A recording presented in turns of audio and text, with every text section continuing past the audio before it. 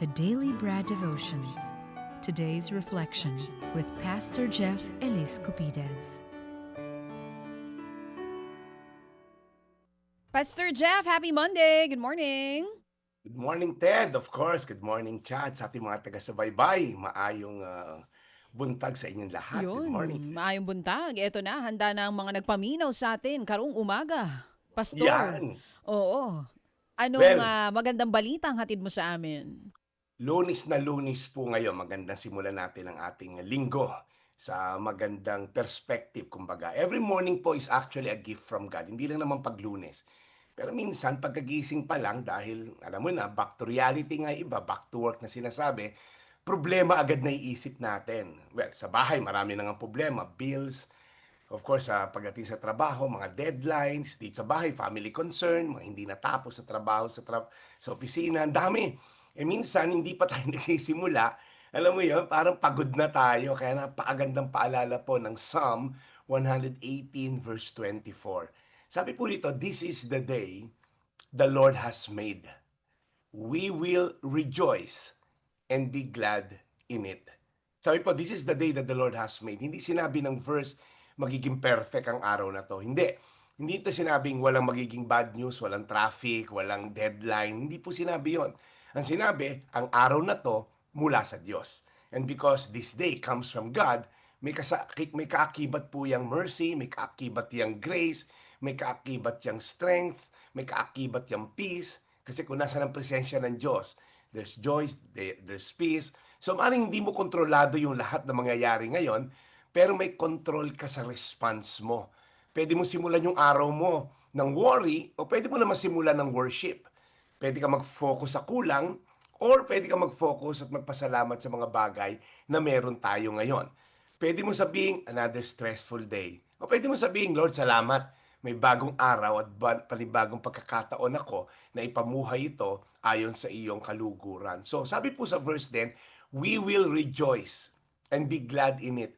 Notice the words, we will. Hindi po siya based sa feeling, it's a decision.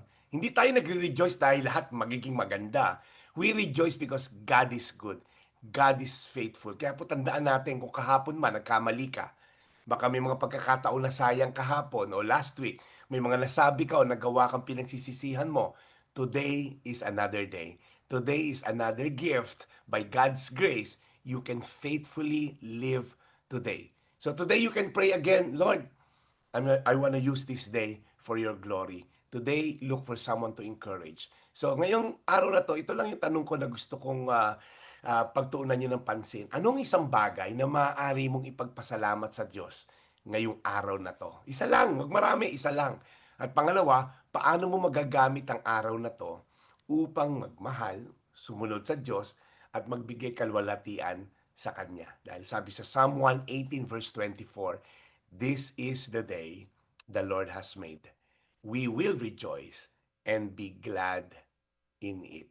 Simulan po nating magbigay ligaya sa ating Diyos ngayong araw na to sa pagdadasal. Lord, maraming salamat dahil ang araw, Lord, na ito ay binigay mo upang makarecover kami kung meron man kaming mga pagsisisi kahapon o the other week.